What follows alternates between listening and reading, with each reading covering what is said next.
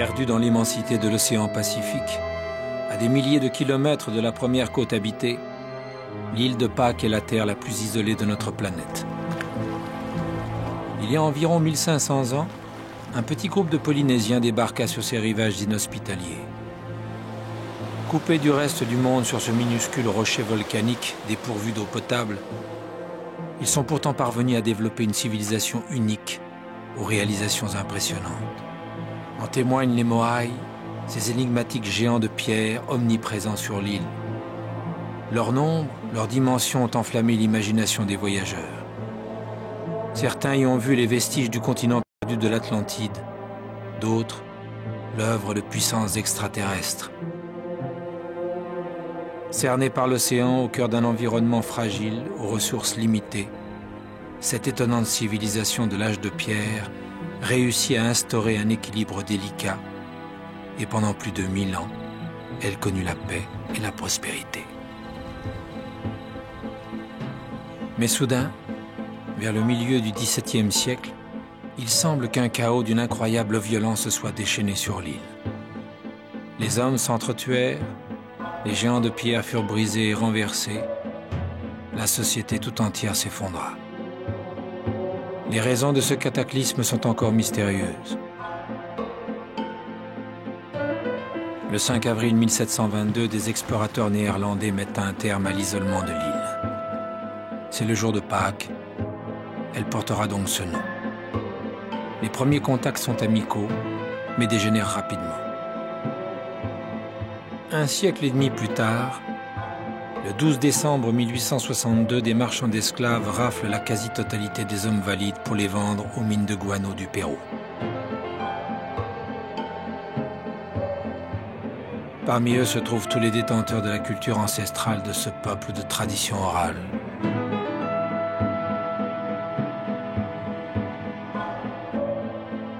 La déportation sera fatale à 900 d'entre eux. Une quinzaine seulement reviendra dans l'île. Du monde extérieur, ils rapporteront un virus mortel, la variole. En 1877, la population de l'île de Pâques ne compte plus que 111 habitants. Un peuple décimé qui a perdu jusqu'à la mémoire de son mystérieux passé.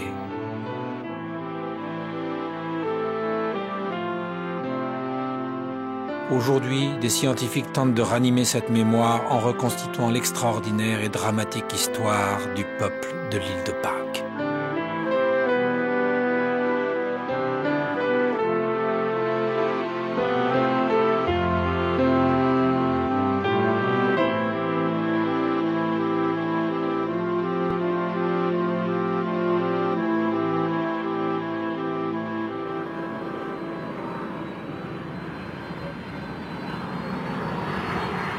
Aujourd'hui, la lointaine île de Pâques n'est plus tout à fait aussi isolée et l'exploration de l'île mystérieuse est entrée dans une nouvelle ère. L'archéologue italien Giuseppe Orefici est l'un des nombreux scientifiques tombés sous le charme de l'île de Pâques, aujourd'hui chilienne. Depuis 10 ans, il vient régulièrement ici en compagnie d'une équipe de spécialistes, anthropologues, botanistes, architectes et linguistes. L'homme qui les accueille se nomme Raphaël Rapo. Il fait partie d'une des familles les plus anciennes de l'île. Devenu l'ami de Giuseppe, il a organisé la logistique de toutes ses expéditions précédentes. L'île de Pâques, Rapa Nui pour les Polynésiens, est un véritable paradis archéologique. Ce triangle de 15 km de côté abrite environ 25 000 sites, dont 1/5 seulement a fait l'objet de fouilles approfondies. Pour Giuseppe, le choix du site est crucial. Ce sera Anakena, l'unique plage de l'île. Selon la légende, c'est là qu'auraient débarqué il y a 1500 ans les premiers colons polynésiens.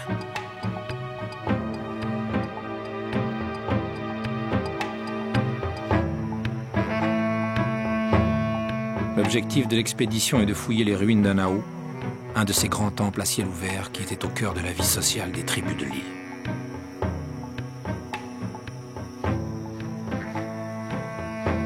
On a découvert 272 aos disséminés sur le pourtour de l'île.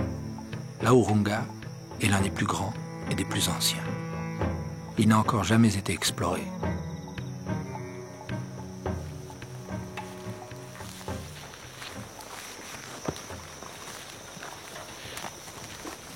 Méthodiquement, les archéologues prennent possession du terrain.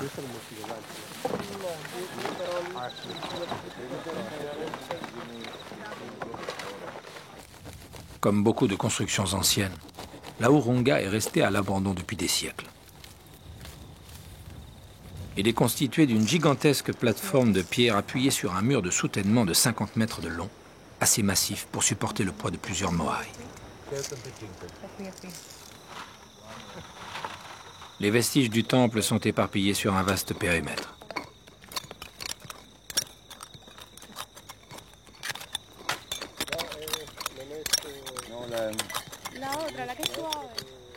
Une des pierres se distingue clairement de celle qui l'entoure. Elle est usée et friable et doit être manipulée avec précaution. La forme familière d'un moaï apparaît, ou plutôt du corps d'un moaï. Momento. ¿Puedes sujetar? Sí. No, la tierra. Ese más abajo. On distingue encore bien ses mains. Le ventre est large et plutôt rebondi. Giuseppe pense qu'il ne doit pas être très ancien. Le corps de la statue a été réutilisé comme remblai lors d'une phase ultérieure de la construction de la houe. Comme en témoignent les traces dans la pierre, ce moaï a été volontairement décapité. Pour les Polynésiens, c'est dans la tête que réside l'âme, le mana. Les Rapanui ont dû la conserver à proximité. Giuseppe décide donc d'explorer les environs immédiats. Des fragments de moaï jonchent les champs, mais ceux-là ont été irrémédiablement endommagés par l'érosion du vent et de la pluie. Deux éléments qui manifestent régulièrement leur puissance sur l'île de Pâques et qui, cette fois, viennent interrompre les recherches.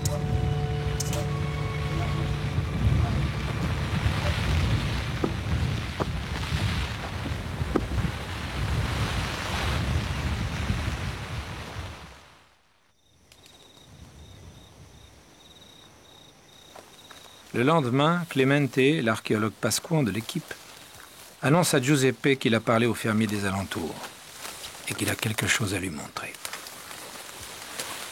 Une façon de remercier Giuseppe de l'intérêt qu'il porte à son peuple et à sa mystérieuse histoire.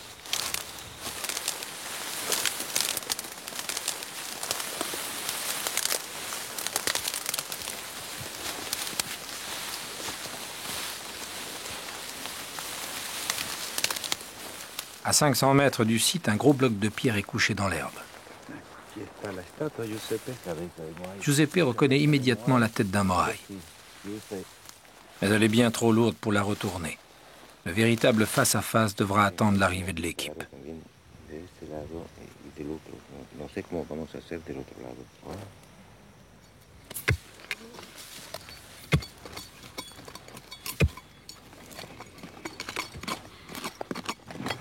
Taillé dans du tuf volcanique, le moaï est friable et poreux, et le manipuler exige beaucoup de précautions. L'expérience de Raphaël va s'avérer précieuse.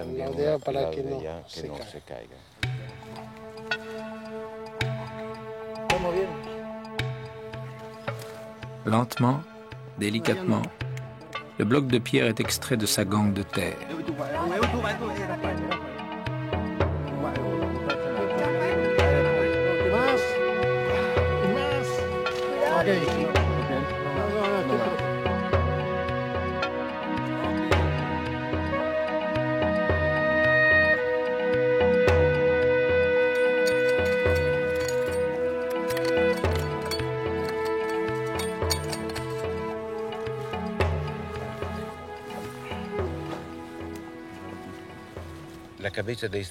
Giuseppe tire une première information de l'état de cette tête de moaï.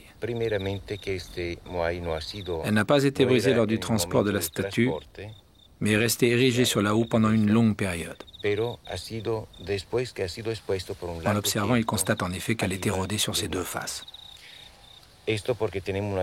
Si elle s'était brisée lors du transport, le visage enfoui dans la terre ne porterait aucune trace d'érosion. Une question est dans tous les esprits. Est-ce la tête du moaï découvert la veille sur la houe?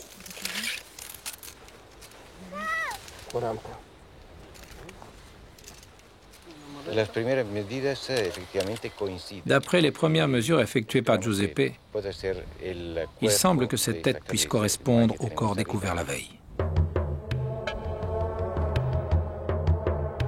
La modélisation informatique va permettre de trancher la question.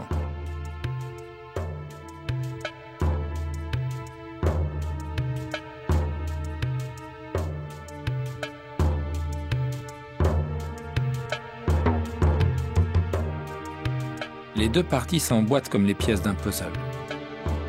Pourtant, la statue reste étrangement incomplète. Mais c'est aussi le cas de tous les autres moaïs de l'île.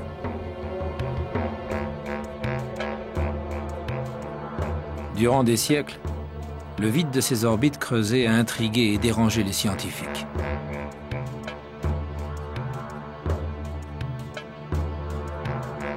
Mais en 1978, alors qu'il restaurait la houe royale d'Anakéna, Sergio Rapu, un archéologue pasquan, fit une découverte capitale. Il avait collecté sur le site de gros éclats de pierre et de corail dont il ne parvenait pas à comprendre l'usage. Pourtant, quelques fragments de corail blanc semblaient s'emboîter.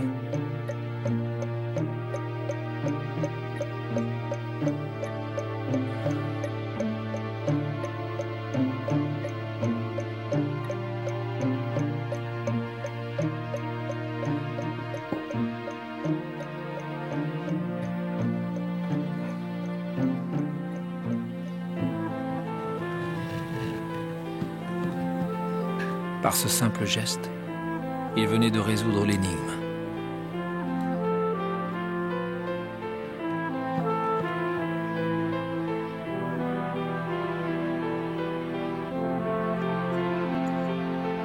Sergio Rapu avait ainsi rendu leur âme aux Moaï. Pour les Polynésiens, ce sont les yeux qui canalisent le mana, l'énergie de l'esprit. Grâce aux mesures effectuées, les archéologues ont pu rendre à l'Aurunga et à ses Moaï leur aspect originel. Le dos tourné vers le large, comme si le reste du monde n'existait pas, les géants veillaient sur le village, gardiens et protecteurs de ses habitants. Sous le regard bienveillant de ces idoles de pierre, le peuple Rapanui vivait en sécurité dans un monde paisible et harmonieux.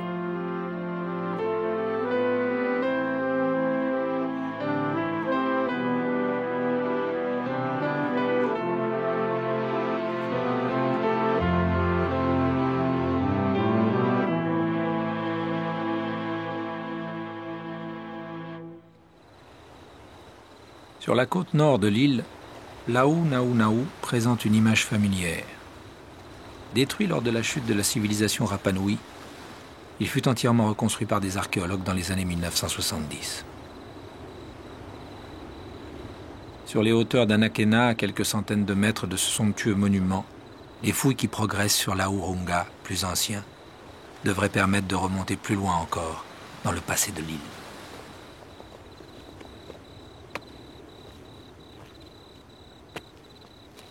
La couche supérieure de la plateforme est méthodiquement démontée, pierre par pierre. Les archéologues sont à l'affût du moindre indice qui pourrait les aider à comprendre l'ancienne société Rapanui et peut-être ainsi à expliquer son brutal anéantissement. Rien n'est laissé au hasard, car chaque pierre peut dissimuler une information cruciale.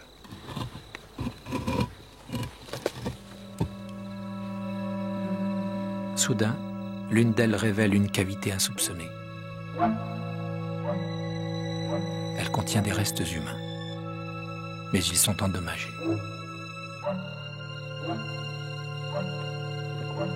Brian Harrison, l'anthropologue américain de l'équipe, descend examiner les ossements de plus près.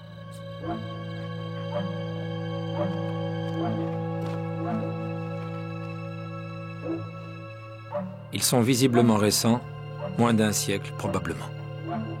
Il confirme que même après leur destruction, les Aou ont continué d'être considérés comme des lieux sacrés et qu'ils ont été utilisés comme chambres funéraires.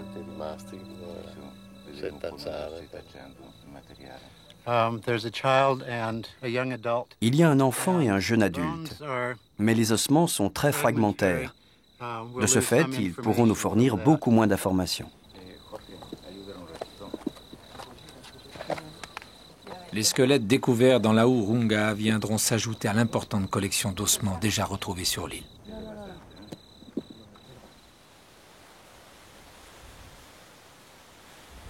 L'examen minutieux de ces vestiges humains peut éclairer les chercheurs sur le mode de vie des anciens Pasquois.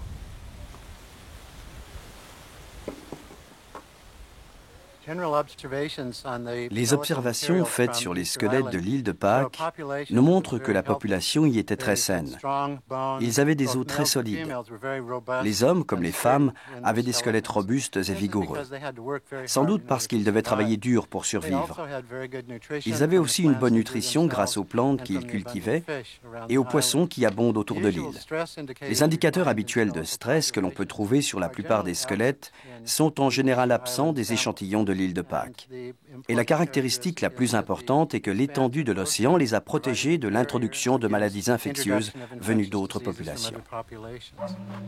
C'est un point fondamental car du fait de sa situation géographique à l'écart du reste du monde, l'île de Pâques constituait un univers biologiquement et génétiquement clos. On voit d'ailleurs apparaître dans de nombreux ossements de petites anomalies, conséquences directes de 1500 ans d'isolement dont les scientifiques comme Andrea Drusini, anthropologue italien de l'université de Padoue, parviennent à tirer d'étonnantes informations. Sur ce fémur humain, on remarque une mutation, une marque sur le troisième trochanter.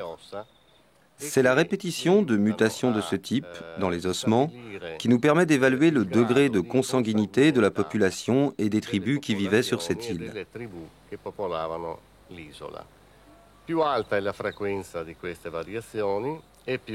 Plus ces mutations sont fréquentes, plus le groupe était endogame, c'est-à-dire que les membres de la tribu ne se mariaient qu'entre eux.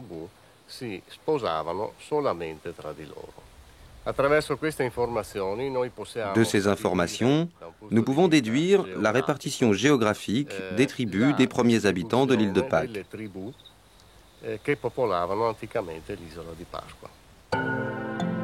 En croisant ces observations avec celles des premiers ethnologues du XVIIIe siècle, on obtient une carte surprenante de la distribution des populations tribales de l'île.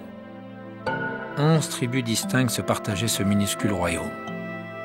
Chacune disposait de ses propres terres cultivables et d'un accès à la mer. On estime qu'à son apogée, la population de cette île de seulement 165 km² a pu compter de 10 à 20 000 individus. Seule une organisation sociale et religieuse complexe a pu assurer la gestion des ressources limitées de ce territoire. En se basant sur un modèle polynésien, on peut penser qu'elle reposait sur un système de tabous. Le roi proclamait pour toute l'île des quotas stricts de consommation pour les produits rares et une hiérarchie sociale rigide en garantissait l'application à l'intérieur de chaque tribu. Un édifice religieux principal, là-haut de la famille du chef, dominait chacun des 11 territoires. Plus la tribu était puissante, plus les Moaïs étaient nombreux sur là-haut. 900 de ces mégalithes ont été retrouvés sur l'île de Pâques et chacun présente des caractéristiques uniques. Les Moaïs conféraient sans doute une dimension sacrée au pouvoir des chefs et des prêtres. Mais quelle était leur véritable fonction, leur place dans la spiritualité Rapanui? Pourquoi sont-ils si différents les uns des autres? D'autres statues, moins connues mais tout aussi remarquables, peuvent nous aider à répondre à cette question. Elles sont en bois et les Rapanui les appellent Moai Cava Cava. Giuseppe a rendu visite au professeur chilien José Miguel Ramirez, archéologue et expert en culture Rapanui.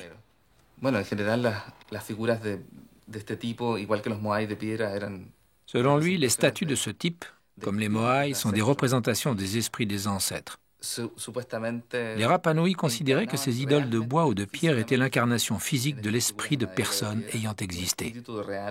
On les suspendait dans les maisons et on les décrochait pour prendre part à des festivités ou à des cérémonies. Elles jouaient un rôle crucial dans cette culture animiste. On a retrouvé plus d'1 millier de ces statues, et chacune d'elles est unique. Chacune est l'incarnation de l'esprit d'un des anciens habitants de l'île. Grâce à ces inestimables collections, le peuple Rapanui ressurgit du passé.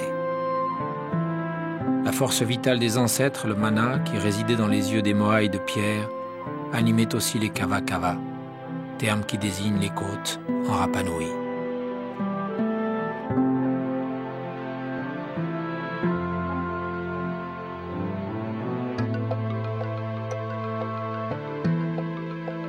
En signe de respect pour l'essence divine, qui selon eux habitait l'arbre sacré Toromiro, beaucoup épousent les contours tortueux des branches dans lesquelles ils ont été sculptés.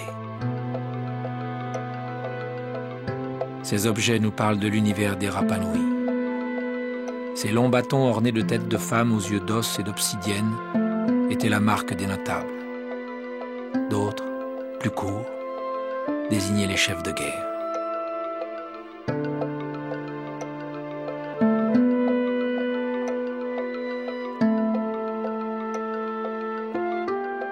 Ces pendentifs étaient l'apanage des aristocrates qui les portaient au cours des fêtes.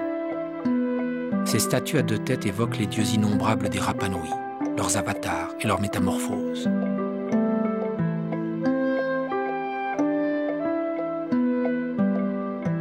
Ces ornements pectoraux décorés à chaque extrémité de deux visages barbus, symboles de sagesse et d'autorité, étaient portés par Lariki Mao, le roi de l'île.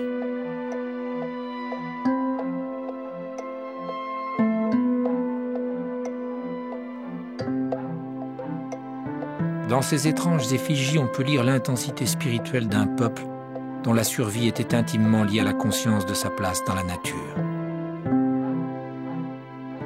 Elles nous révèlent aussi à quel point leur mode de pensée était imprégné de l'immensité de l'océan qui les entourait, de ses merveilles comme de ses terreurs.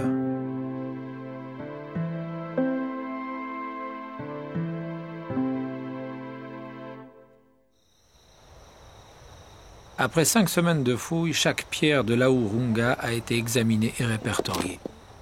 Les ruines du temple se présentent comme un amalgame hétéroclite extrêmement perturbé par les réutilisations successives des pierres et les siècles d'abandon. Les archéologues ont compilé ces informations et tracé une carte détaillée de l'Aou, grâce à laquelle ils peuvent maintenant reconstituer son histoire. L'Aurunga a été 3 fois reconstruit entre le 7e et le 17e siècle, époque à laquelle il fut définitivement abandonné. Les pierres de chaque temple étaient réutilisées pour les fondations du suivant, et à chaque étape, l'Aou grandissait.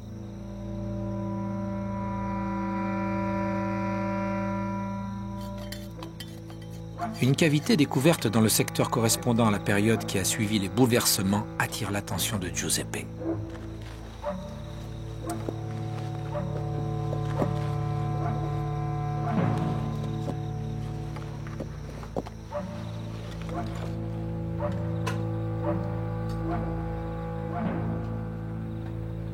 Sur l'un des murs, on distingue un pétroglyphe, un bas-relief taillé dans la roche.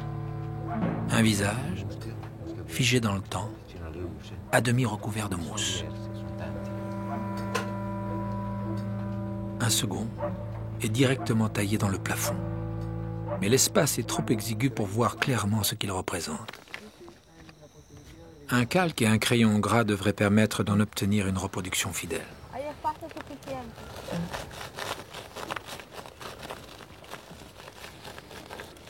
Jorge, ¿llegas a trabajar abajo? Sí, pero no muy cómodo. Pour un spécialiste des divinités polynésiennes, la signification de ces motifs géométriques est évidente. Los ojos, los varios círculos. Ces yeux, ces cercles concentriques, il s'agit sans aucun doute de Makemake. C'est un motif que l'on rencontre dans de nombreuses tombes, une représentation du dieu de la guerre. Il s'agit peut-être de la tombe d'un guerrier qui daterait de la dernière période, postérieure à la destruction des Moai et des grandes pierres de l'Aou. Makemake, créateur et dieu de la guerre à visage humain pour les Polynésiens. La divinité la plus fréquemment représentée dans les bas-reliefs de cette époque. Doit-on considérer qu'il s'agit d'un signe révélateur des préoccupations des Rapa Nui dans la période qui a suivi le grand cataclysme? Peut-être. Mais cette volonté d'utiliser des symboles gravés pour transmettre leur vision du monde est un des traits les plus étonnants de la civilisation Rapa Nui. Ils ont littéralement recouvert l'île de représentation des nombreuses divinités au travers desquelles ils appréhendaient leur univers. Il existe sur l'île un lieu où cette forme d'expression prend une dimension particulière. C'est la grotte d'Anaokeke, sur la péninsule de Poike. Tout le pourtour de l'île de Pâques est criblé de grottes qui se sont formées alors que les volcans étaient encore actifs. Sur les façades abruptes de ces falaises, on trouve quantité de boyaux et de tunnels creusés par les torrents de laves en fusion. À certaines périodes, ces grottes furent utilisées comme habitations provisoires. Mais la grotte d'Anaokeke est particulière. Elle en trouve une porte sur une dimension fascinante de l'univers des Rapa Nui.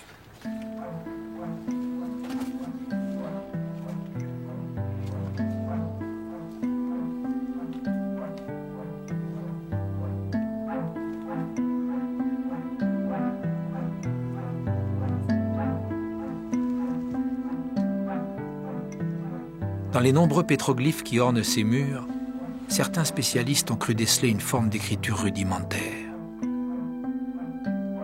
On y trouve des figures anatomiques ambiguës, des créatures fantastiques. Quel pouvait bien être le sens de ces graffitis préhistoriques, de ces hiéroglyphes polynésiens?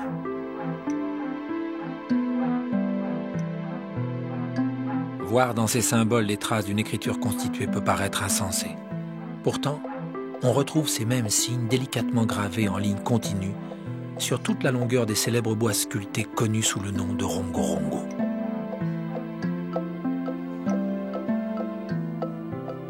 Ces tablettes constituent l'un des mystères les plus intrigants de l'île de Pâques. Elles datent d'une époque postérieure au grand bouleversement et les études menées à leur sujet depuis 130 ans par les spécialistes occidentaux ont produit bien plus d'hypothèses rocambolesques que de réponses satisfaisantes. Que représentent ces étranges caractères? Des sons, des mots, des idées? Avec leurs 603 symboles différents, les tablettes Rongorongo sont un véritable cauchemar pour les cryptographes.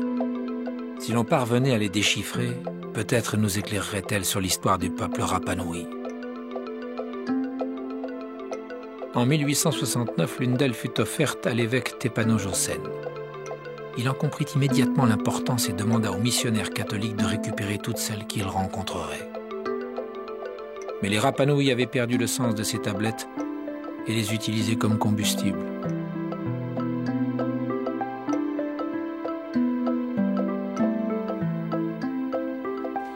Il n'existe plus aujourd'hui que 25 bois gravés de ce type. Le bâton de Santiago est unique. Il est décoré de 2320 signes.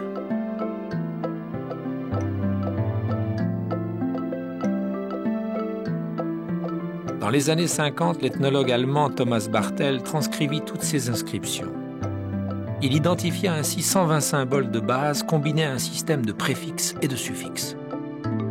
Des sources datant du XIXe siècle suggèrent que ces tablettes se lisaient en commençant par le coin inférieur gauche et en progressant de gauche à droite.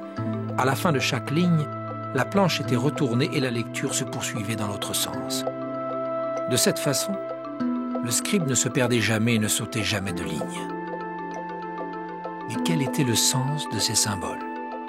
Des générations de linguistes ont essayé en vain de les déchiffrer. Jusqu'à ce que récemment, le docteur Stephen Fisher, directeur de l'Institut des langues et des littératures polynésiennes à Auckland, en Nouvelle-Zélande, stupéfie le monde linguistique en proposant une nouvelle interprétation, considérée par certains comme une découverte capitale. Durant des milliers d'années, les Polynésiens n'utilisèrent aucune forme d'écriture. Elle ne leur était d'aucune utilité. Et dans toute l'Océanie, la première trace d'écriture que l'on rencontre nous vient de l'île de Pâques. Je pense que cela s'explique par le fait que les Espagnols sont arrivés en 1770 et ont fait signer un acte d'annexion au peuple Rapa Nui. Les Rapa Nui n'avaient pas la moindre idée de ce qu'était l'écriture, mais ils étaient assez astucieux pour comprendre que des symboles graphiques pouvaient être associés à la parole humaine en les inscrivant sur une surface plane selon des lignes allant de gauche à droite. Une fois les Espagnols partis, ils reprirent cette idée et en utilisant les symboles de leurs pétroglyphes, ils ont commencé à écrire comme le faisaient les Espagnols, ce qui a donné ces extraordinaires tablettes Rongorongo.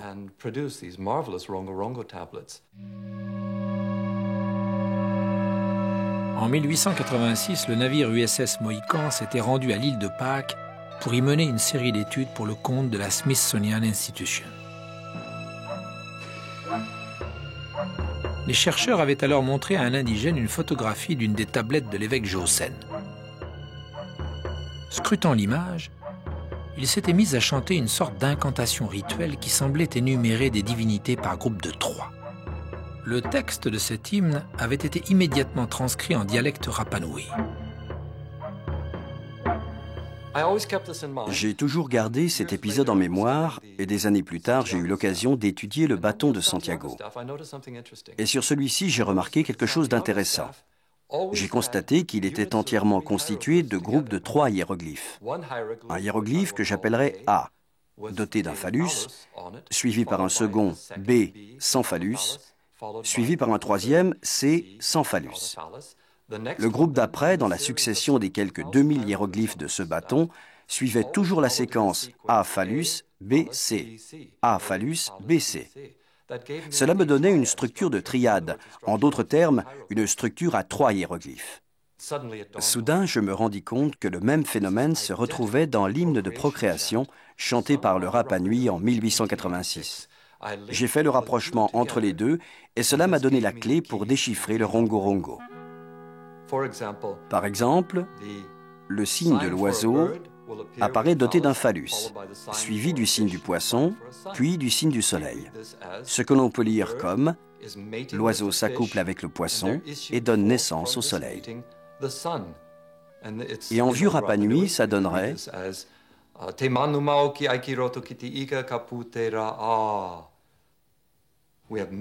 On trouve beaucoup d'exemples de ce type. La plante s'accouple avec une autre plante et donne une fleur. Un poisson s'accouple avec un autre poisson et ça donne une sorte d'oiseau de mer. Et ainsi de suite. Et tout ça nous donne ce que nous appelons des procréations. Ces procréations expliquent l'univers du peuple Rapanui. Chantés pendant les cérémonies religieuses, les textes du rongo-rongo expliquaient le cosmos à la communauté rassemblée et rappelaient aux Rapanui quelle était leur place dans l'ordre naturel des choses.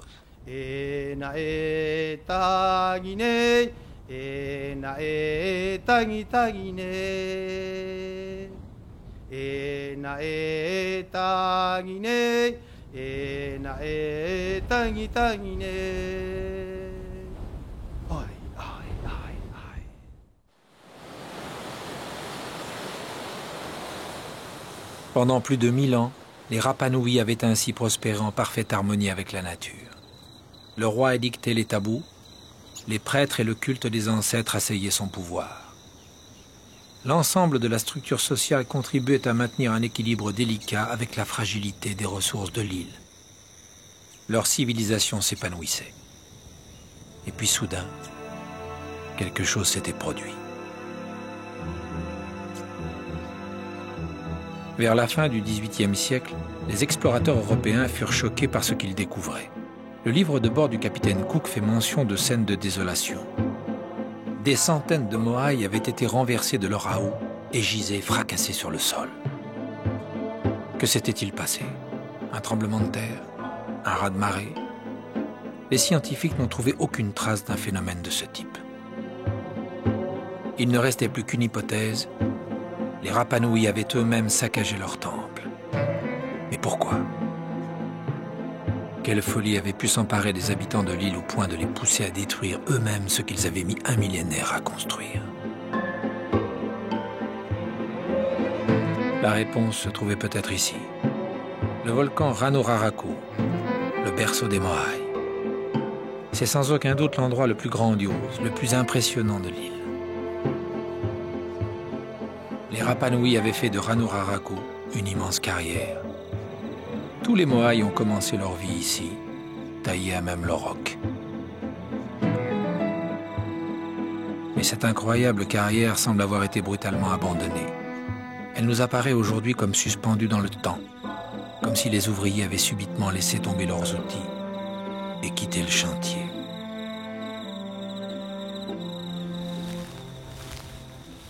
Lorsqu'on atteint les hauteurs du volcan, on découvre les formes de centaines de statues qui apparaissent en creux dans la paroi. On peut y lire les différentes étapes de la fabrication des Moaïs. Depuis leur contour gravé dans la roche, jusqu'au dégagement des volumes. Plus de 300 Moai inachevés attendent encore d'être libérés de leur gang de pierre.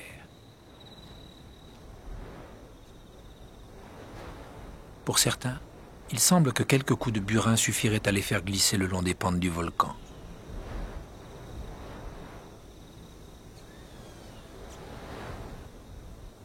Les études réalisées sur l'île révèlent que le culte des Moai a duré pendant près de 1000 ans entre le 7e et le 17e siècle. Celui-ci est l'un des plus anciens de l'île. Par la suite, le style des Moai changera, marquant ainsi plusieurs périodes. Mais une constante demeure, un véritable élan vers le gigantisme.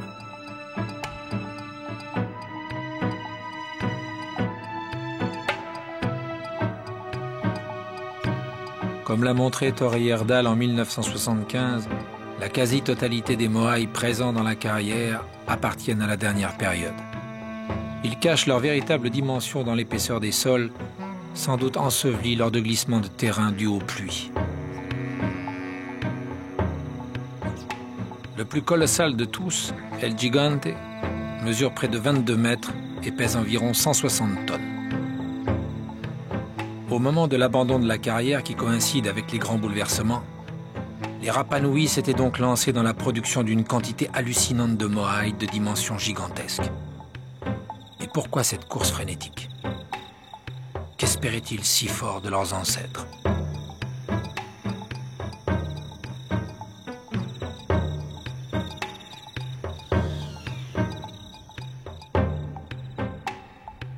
Les scientifiques s'interrogent et multiplient les observations. Des siècles d'occupation de cet espace limité ont forcément dû laisser des traces susceptibles d'apporter des réponses.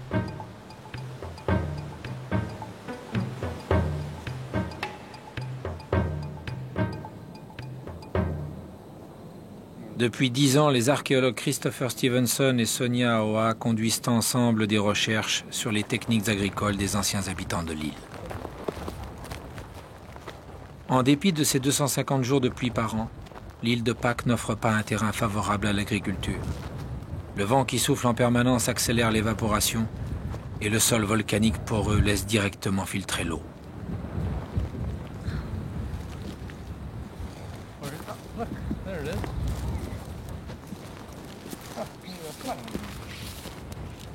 Ce que ces deux scientifiques cherchent ici, ce sont des traces de présence humaine, comme cet umu, un four traditionnel polynésien constitué de 5 pierres dressées. La position exacte de cette cuisine primitive est identifiée par GPS et soigneusement notée. Son âge approximatif sera déterminé par la suite en laboratoire en datant ces éclats d'obsidienne retrouvés sur place.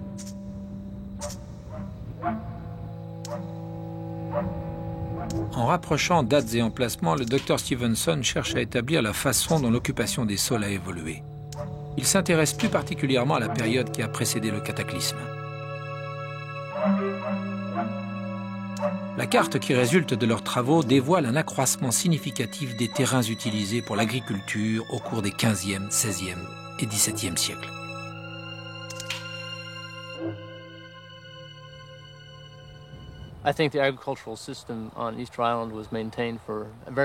Je pense que le système agricole de l'île de Pâques fut maintenu pendant une longue période et avec succès.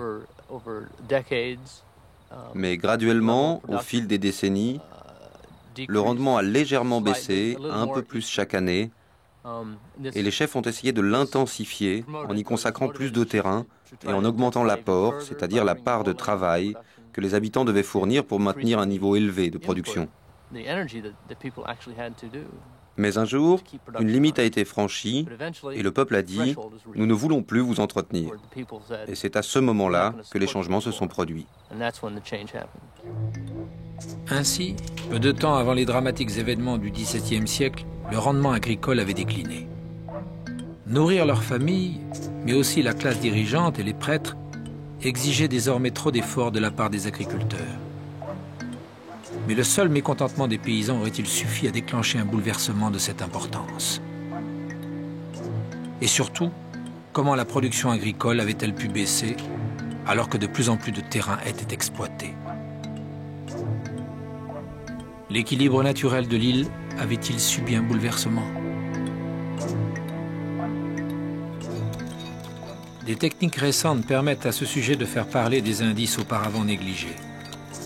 Les archéologues examinent ainsi l'intérieur de cuisines préhistoriques révélées par les fouilles pour y récupérer d'infimes résidus de matière calcinée.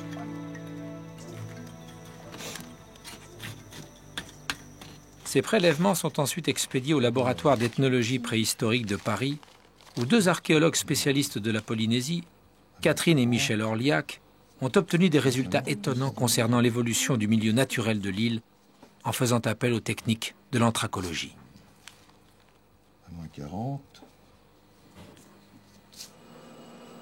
Ils utilisent des outils sophistiqués comme le microscope à balayage électronique pour interroger la structure interne des échantillons et parvenir ainsi à identifier des résidus carbonisés jusqu'à en devenir méconnaissables. En effet, chaque espèce végétale possède à cette échelle une signature aussi distinctive qu'une empreinte digitale.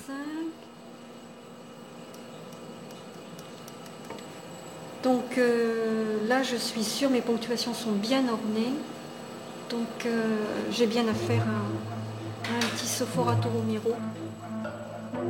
On peut donc ensuite en déterminer l'essence en comparant sa signature avec celles qui sont déjà répertoriées.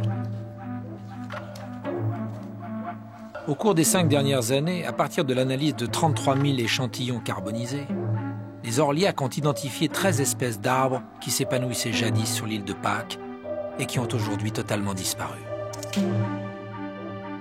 Recouverte d'une végétation luxuriante, dominée par de grands palmiers, l'île de Pâques devait alors ressembler à cette vallée du centre du Chili.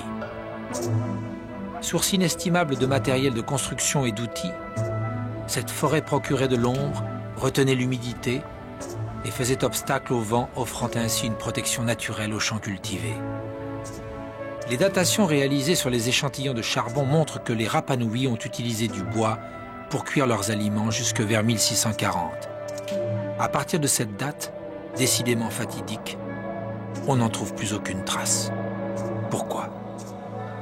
Tout simplement parce qu'il n'y avait sans doute plus d'arbres à brûler. Mais comment une déforestation si soudaine a-t-elle pu se produire? L'explication la plus communément admise est celle de la destruction des arbres et des arbustes par l'homme. Mais ça devient, dans ce court laps de temps, en quelques décennies, ça devient très difficile à admettre, sauf si l'on croit que les gens ont été pris d'une folie destructrice.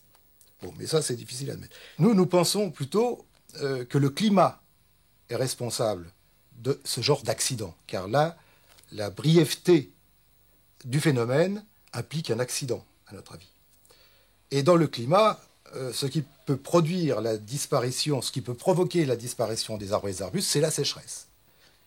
Et c'est pour ça que nous pensons qu'une sécheresse qui a duré sans doute plusieurs années a fait disparaître les arbres et les arbustes de l'île de Pâques. Victimes d'une sécheresse prolongée, les Rapanouis, impuissants, avaient vu leur forêt s'amenuiser, puis disparaître, rendant leurs terres de moins en moins productives. Les terrains s'asséchaient et les récoltes diminuaient malgré les efforts des agriculteurs. Alors que la situation devenait critique, les Rapanouis durent songer à la fuite. Mais il n'y avait plus de bois pour construire des bateaux. Leur île était devenue une prison.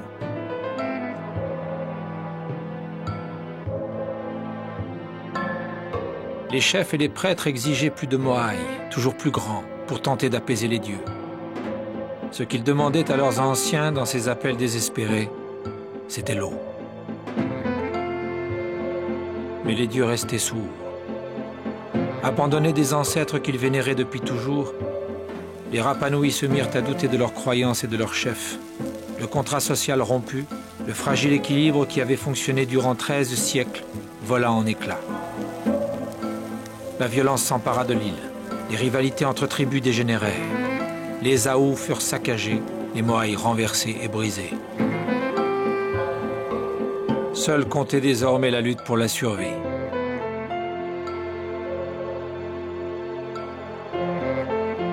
Prisonniers de leur île, ces hommes contemplèrent leur propre anéantissement.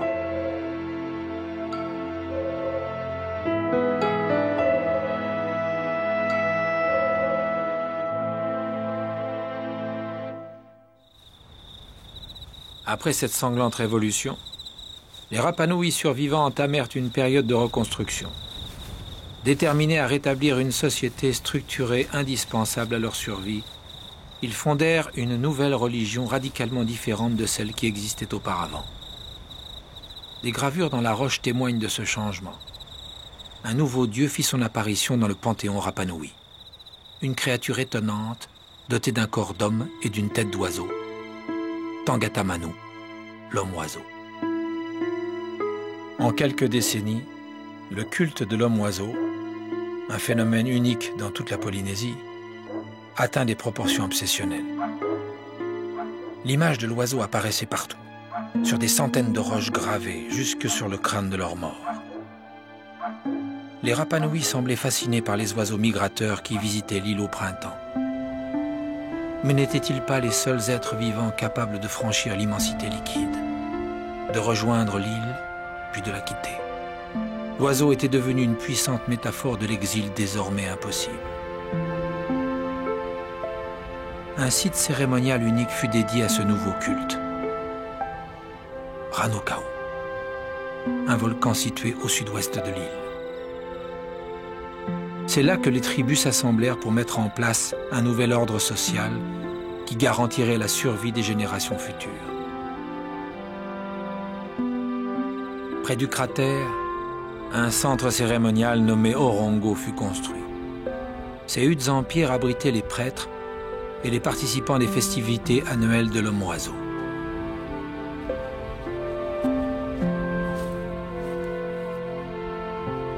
Chaque année, une étrange compétition permettait de désigner le nouvel homme-oiseau, le roi de l'île. Investi pour un an de pouvoirs extraordinaires, il allait, en édictant les tabous, garantir l'harmonie et la prospérité de l'année à venir. La civilisation Rapanouи réinventait les conditions de son équilibre et semblait sur le point de reprendre son essor.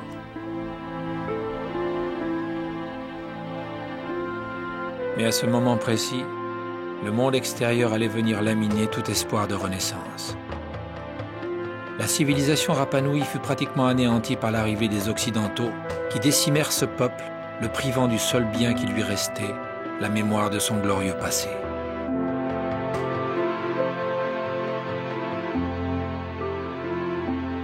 Aujourd'hui, les Rapanouis redécouvrent leur histoire. Grâce au travail des archéologues, ils retrouvent peu à peu la mémoire et avec elle la fierté d'appartenir à un peuple qui, sur cette terre minuscule, a vécu une aventure unique.